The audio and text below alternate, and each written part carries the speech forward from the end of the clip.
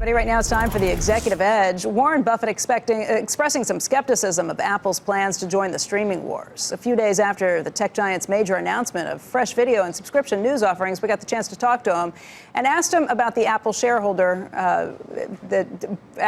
He's a major shareholder. It's his biggest holding. He's got about $47 billion in Apple. We asked him for his take on it.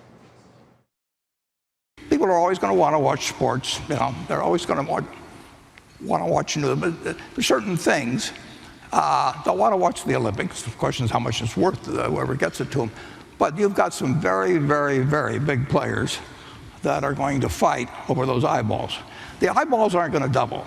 The time isn't going. I mean, it's a relatively fixed market, and when you get the size of certain players and disrupted in an enormous way by Netflix, which nobody dreamt about really 10 or so years ago.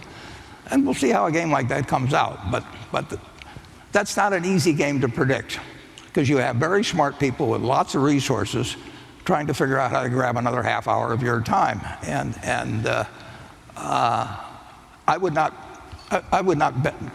want to play in that game myself. That's too tough for me. Well, you kind of are. It's your biggest investment. Oh, no.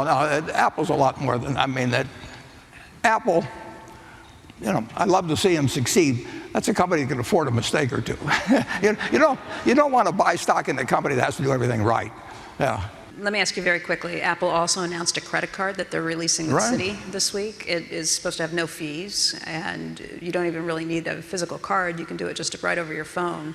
Does that concern you about Amex, where you also have something like $16 billion invested? We own about 18% of Amex, and everybody in the world wants to control payments. And I felt a little better, though. I was talking to Richard Fisher here just a few minutes ago, and he reminded me that the currency in circulation is now 1.7 trillion, which is up from about 9. The currency in circulation goes up 6% a year. Now, I don't know whether that's all a bunch of people tucking dollar bills or $100 bills under their pillows because they don't like interest rates that well currently. But payments is a huge, huge game, and different countries will respond in different ways.